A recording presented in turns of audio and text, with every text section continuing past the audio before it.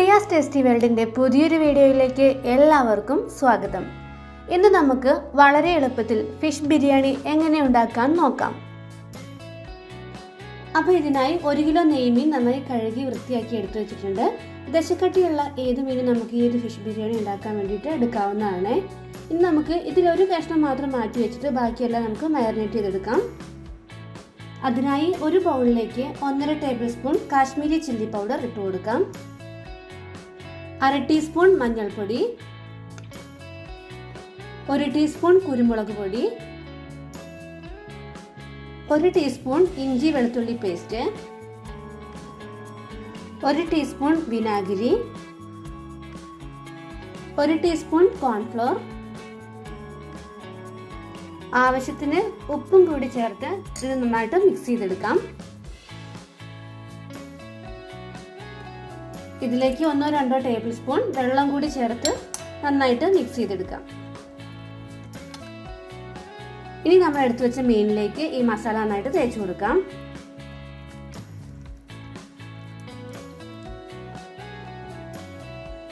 അപ്പോൾ മീനിൽ മസാലയ്ക്ക് നന്നായി തേച്ച് പിടിപ്പിച്ചിട്ടുണ്ട്. ഇനി നമുക്കിത് റെസ്റ്റ് ചെയ്യാൻ വെക്കണം.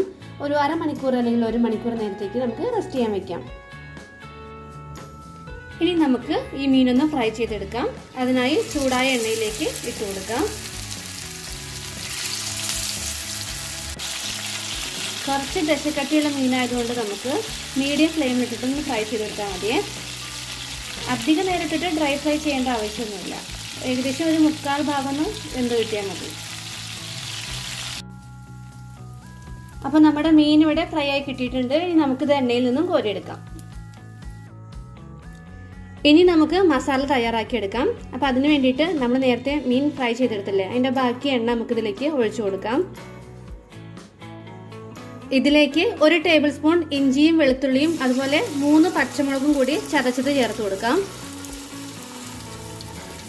ഇനി ഇതിൻ്റെ ഒരു പച്ചമണം മാറുന്ന വരെ നന്നായിട്ട് വഴറ്റിയെടുക്കാം. അപ്പോൾ ഇതിവിടെ നന്നായി വഴന്ന് കിട്ടിയിട്ടുണ്ട്. ഇനി നമുക്കിതിലേക്ക് 4 മീഡിയം സൈസിലുള്ള സവോള ചേർത്ത് കൊടുക്കാം.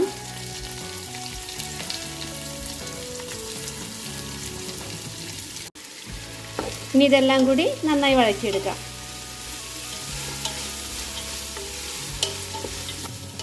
ഇനി നമുക്കിത് പെട്ടെന്ന് വഴന്ന് കിട്ടാൻ വേണ്ടിയിട്ട് ഇതിലേക്ക് കുറച്ച് ഉപ്പ് ചേർത്ത് കൊടുക്കാം. ഇപ്പോൾ സവോളയ്ക്ക് നന്നായി വഴന്ന് കിട്ടിയിട്ടുണ്ട്. ഇനി നമുക്കിതിലേക്ക് തക്കാളി ചേർത്ത് കൊടുക്കാം. 3 മീഡിയം സൈസിലുള്ള തക്കാളിയാണ് ഞാൻ ചേർത്ത് കൊടുക്കുന്നത്. ഇനി തക്കാളി ചേർത്ത് നന്നായിട്ട് വഴറ്റിയെടുക്കാം.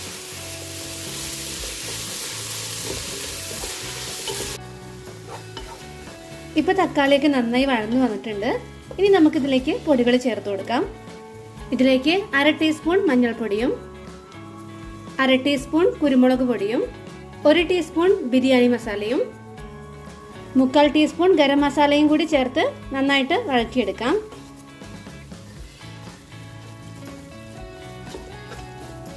ഇനി നമുക്കിതിലേക്ക് 1 ടേബിൾ സ്പൂൺ നാരങ്ങ നീര് ഒഴിച്ചു കൊടുക്കാം. ഇതിനോടൊപ്പം തന്നെ 3 ടേബിൾ സ്പൂൺ തൈര് കൂടി ചേർത്ത് കൊടുക്കുന്നുണ്ട്. അധികം പുളിയില്ലാത്ത തൈരാണ് ചേർത്ത് കൊടുക്കുന്നത്. ഇനി ഇതെല്ലാം കൂടി നന്നായിട്ട് മിക്സ് ചെയ്തെടുക്കാം. ഇനി ഈ സമയത്ത് ഉപ്പ് കുറവുണ്ടെങ്കിൽ നമുക്ക് അത് ചേർത്ത് കൊടുക്കാവുന്നതാണ്. ഗ്രേവിക്ക് വേണ്ടിയിട്ട് കുറച്ച് ചൂടുള്ള വെള്ളം ഒഴിച്ചു കൊടുക്കുന്നുണ്ട്. ഇനി നമ്മൾ നേരത്തെ എടുത്തു വെച്ച മീൻ കഷ്ണങ്ങൾ ചെറിയ പീസാക്കി കട്ട് ചെയ്തിട്ടുണ്ട്. അത് നമുക്ക് ഈ ഗ്രേവിയിൽ ഇട്ടിട്ടൊന്ന് വേവിച്ചെടുക്കാം.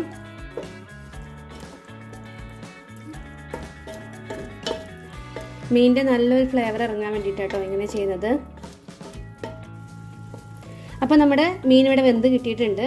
5 മിനിറ്റ് ചെറിയ തീയിൽ ഞാനിട്ട് വേവിച്ചിട്ടുണ്ടായിരുന്നു. ഇനി ഇതിലേക്ക് നമുക്ക് കുറച്ച് മല്ലിയിലയും പുതിനയിലയും ചെറുതായിട്ട് കട്ട് ചെയ്ത് ചേർത്ത് കൊടുക്കാം.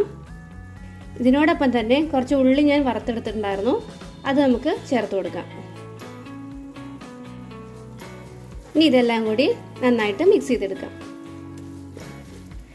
ഇനി നമ്മൾ നേരത്തെ ഫ്രൈ ചെയ്ത് വെച്ച മീൻ ഇതിലേക്ക് ചേർത്ത് കൊടുക്കാം. ഇനി ഇതിൻ്റെ മുകളിലേക്ക് നമുക്ക് ഈ മസാല ഇട്ട് കൊടുക്കാം. കുത്തി ഇളക്കാൻ പാടില്ല കേട്ടോ. ഇനി ഇത് അടച്ചു വെച്ച് നമുക്ക് മാറ്റി വയ്ക്കാം. അങ്ങനെ ബിരിയാണിക്കുള്ള ഫിഷ് മസാല റെഡി ആയിട്ടുണ്ട്. ഇനി നമുക്കിതിനുള്ള റൈസ് റെഡിയാക്കി എടുക്കാം. ഇതിലേക്ക് 3 ടേബിൾ സ്പൂൺ സൺഫ്ലവർ ഓയിൽ ഒഴിച്ചു കൊടുക്കാം. ഇതിനോടൊപ്പം 1 ടീസ്പൂൺ നെയ്യ് ചേർത്ത് കൊടുക്കാം. ഇതിലേക്ക് 4 ഗ്രാമ്പൂ, 4 ഏലക്ക, അതുപോലെ ചെറിയൊരു കഷ്ണം പട്ടയും കൂടി ചേർത്ത് കൊടുക്കാം. ഇത് പൊട്ടി വരുന്ന സമയത്ത് ഇതിലേക്ക് ചെറിയൊരു കഷ്ണം സവാള അരിഞ്ഞത് ചേർത്ത് കൊടുക്കാം. നന്നായിട്ട് വഴക്കിയെടുക്കാം. ഇനി ഇതിലേക്ക് 4 ഗ്ലാസ് അരി ചേർത്ത് കൊടുക്കാം. നന്നായി കഴുകി വെള്ളമൊക്കെ കളഞ്ഞതിന് ശേഷമുള്ള അരിയാണ് ചേർത്ത് കൊടുക്കുന്നത്. ഇനി ഇതൊന്ന് ചൂടാക്കിയെടുക്കാം. ഈ നെയ്യിട്ടൊന്ന് ജസ്റ്റ് ഒന്ന് ചൂടാക്കിയെടുത്താൽ മാത്രം മതി. ഇനി നമുക്കിതിലേക്ക് വെള്ളം ഒഴിച്ചു കൊടുക്കാം. 4 ഗ്ലാസ് അരിക്ക് ഞാൻ 8 ഗ്ലാസ് വെള്ളമാണ് ഒഴിച്ചു കൊടുക്കുന്നത്.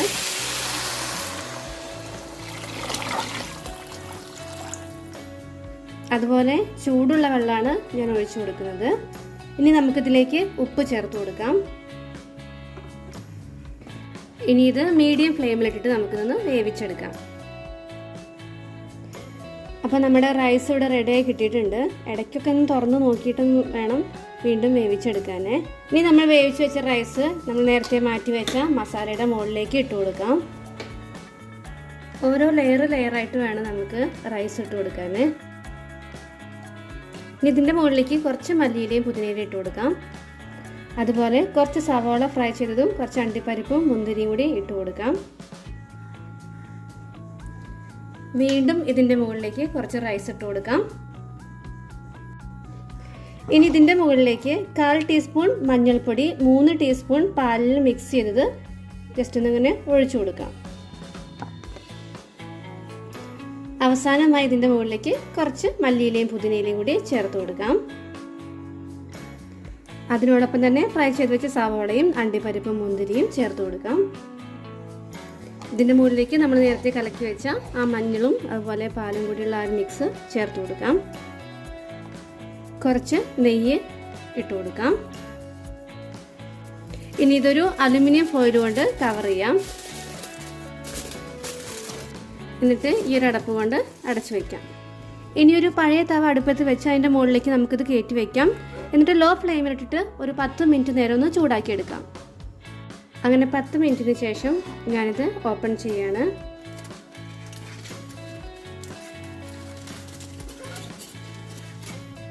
അപ്പം നമ്മുടെ ബിരിയാണി ഇവിടെ റെഡി ആയിട്ടുണ്ട്. ഇനി നമുക്കിതൊന്ന് മിക്സ് ചെയ്ത് കൊടുക്കാം.